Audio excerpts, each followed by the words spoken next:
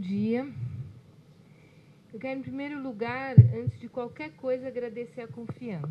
Eu quero começar com uma coisa chamada planejamento, que vai acontecer daqui a alguns meses e que vai organizar a vida da rede toda. E eu queria fazer algumas sugestões que envolvem essa organização, em primeiro lugar. No meu entendimento, isso que eu vou falar são sugestões. Elas podem ser acolhidas, podem não ser acolhidas, mas acho que é importante pontuá-las para que, de qualquer maneira, elas nos ajudem a pensar o conjunto. Vocês levantaram um conjunto de coisas aqui que materializam uma política educacional. E acho que é muito importante que a rede e a direção da secretaria, juntas e não separadas, se ocupem do planejamento da política educacional. Então, o meu convite, minha sugestão é que fosse possível pensar um documento de conjunto da política educacional, no qual estivesse a tradução do Mais Educação na dimensão da qualidade. Então, um documento que pudesse falar de acesso, qualidade, gestão e financiamento. Quando eu falo gestão, eu falo da gestão da secretaria também. Isso, a meu juízo, orientaria o planejamento interno, porque essa secretaria é um mundo. Eu sempre falei isso aqui em São Paulo. Os governos não têm ideia do que é a Secretaria de Educação. A Secretaria de Educação é, em si, um mundo. Pela sua dimensão, pela sua complexidade, pela sua história, por uma série de razões. Então, ter este planejamento em cima e embaixo, de maneira articulada, é muito importante para que a política educacional seja inteligível por todos os setores. Então, essa é a primeira, mais que inteligível, seja abraçada e, a partir da inteligibilidade, se estabeleçam compromissos com ela, não com uma parte dela. Essa é a primeira questão. Então, eu diria que isso é imprescindível. Os PPPs, a meu juízo, deveriam contar com o documento da Secretaria falando de todas essas coisas. Parte desse documento deveria ser a tradução do Mais Educação. E aí eu quero entrar no que vocês falaram aqui. Da produção das duas... pilares. É que eu escrevi frente, são pilares. Dos dois pilares, me saltam aos olhos 4 questões que, em certo sentido, a gente já tinha conversado ontem, mas eu as retomo porque acho muito importante que sejam esclarecidas. Para vocês mesmos, que foram vocês que produziram, não sou eu só estou lendo aquilo que vocês fizeram. Vocês falaram de currículo, vocês falaram de formação, vocês falaram de gestão pedagógica e vocês falaram de avaliação. E falaram também muito de intersetorialidade entre as secretarias. Bom, eu quero dizer que para efetivar o planejamento nas escolas, esse ano, é muito importante que essas 4 dimensões estejam previstas considerando o documento Mais Educação. E eu queria começar pela questão curricular. Se eu pudesse resumir numa palavra hoje a discussão de currículo, eu diria que ela começa com inclusão. E a inclusão não é de pessoas que têm deficiência. Eu estou falando da inclusão em termos pedagógicos, que é uma coisa sem a qual não haverá inclusão dos deficientes. Não haverá. Não é possível você dividir uma escola em 2 partes. Uma que homogeniza todo mundo e outra que trabalha as diferenças da outra parte. Não existe. Essa bifurcação leva ao nada. Ou a caminhos contraditórios. Então, eu diria que a palavra inclusão tem a ver com 3 questões.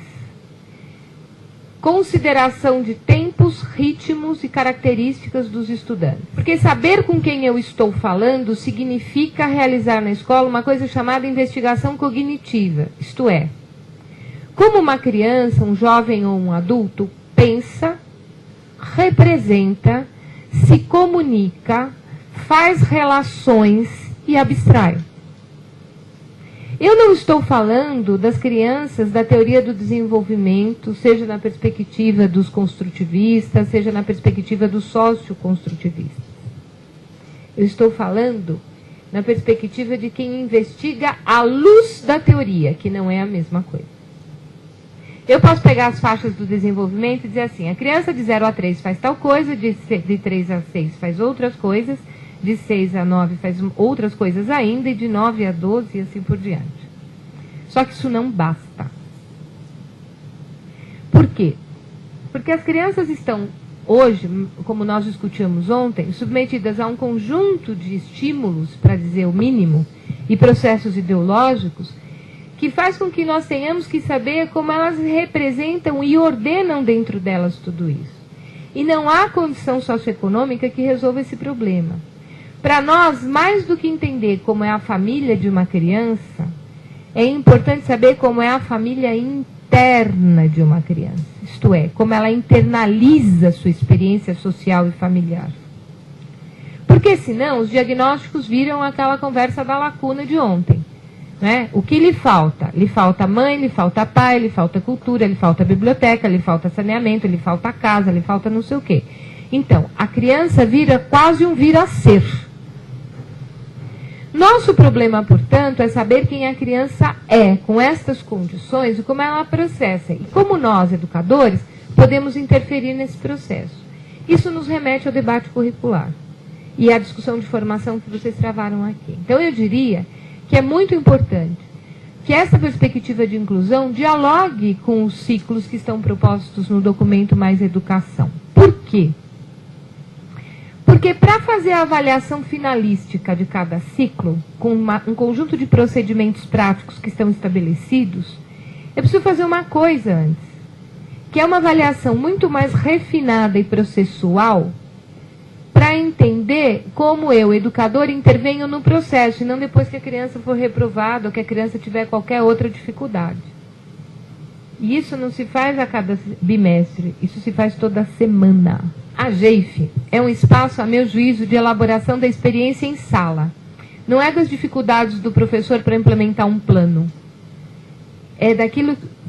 Isso também, mas também o que acontece com as crianças e que desafios o professor tem. A reunião pedagógica tem que discutir isso. Para que uma reunião seja assim, ela tem que ter 3 coisas muito claramente definidas. Primeiro, rigor na condução. Quem coordena uma reunião tem que coordenar mesmo, preparar a pauta e fazer nexo com a reunião anterior, porque senão não tem memória e não tem continuidade. Para que tenha relação com a reunião anterior, é preciso que haja registro e preparação.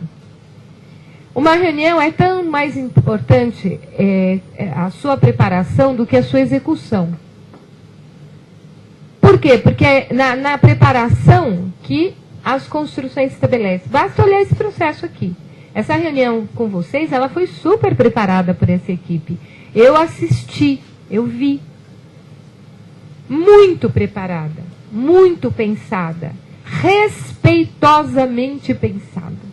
E é isso que faz com que vocês também se sintam representados no que está acontecendo, porque as pessoas pensaram em vocês, pensaram nas equipes, pensaram nas necessidades.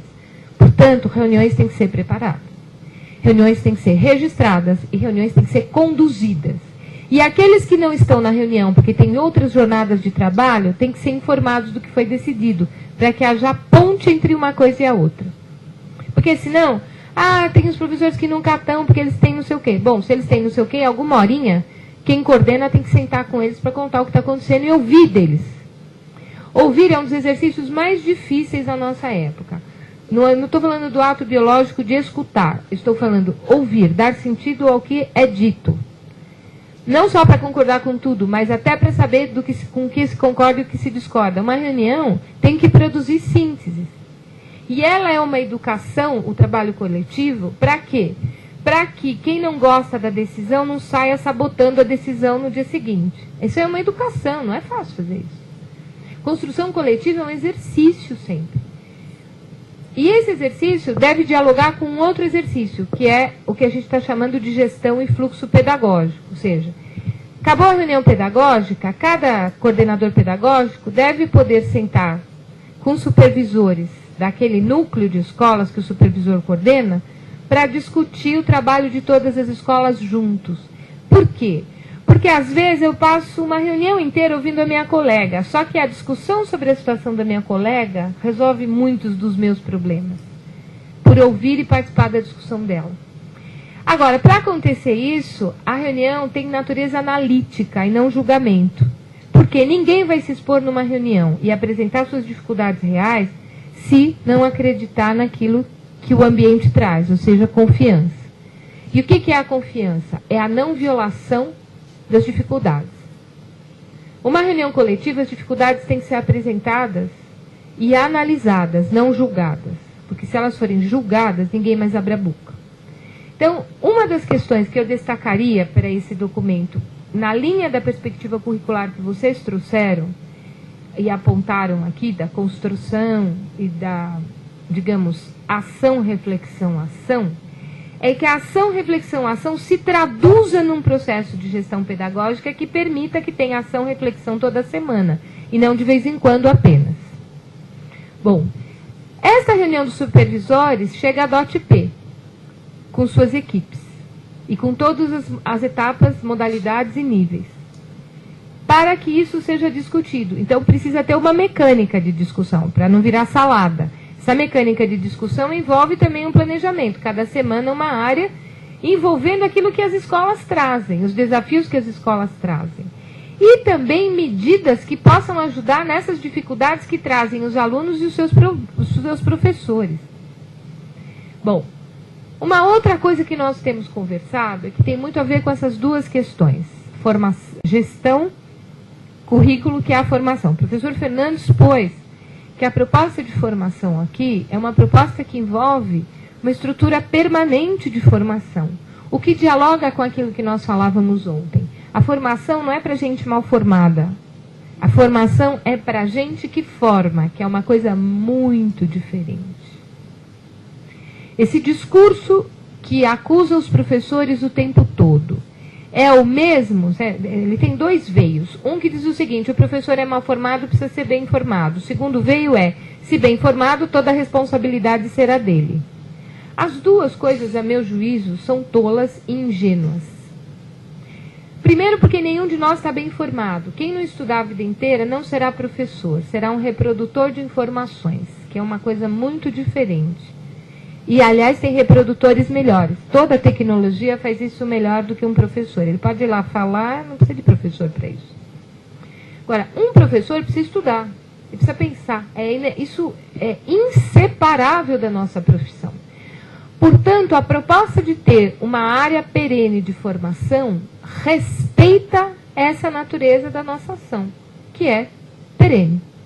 Eu acho isso maravilhoso como conceito.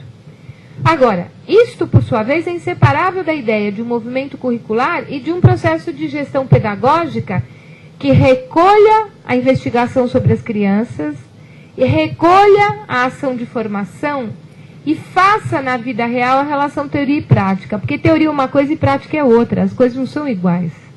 E nunca serão iguais. A teoria ilumina a prática. E a prática ilumina a teoria.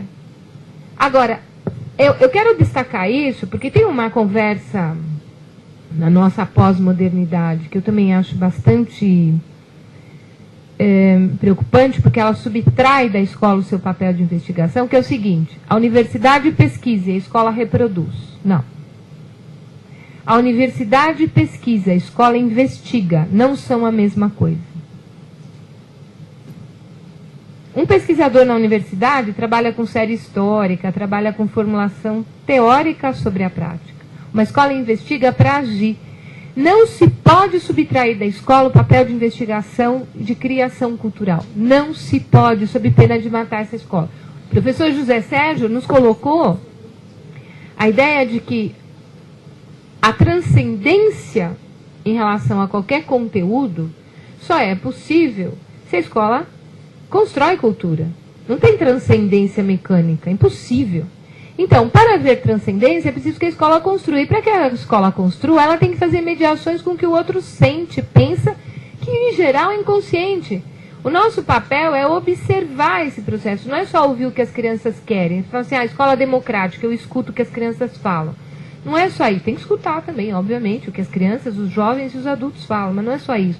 É preciso observar, analisar o aluno para tomar decisões pedagógicas na reunião individualmente. Análise não é reprodução dos temas.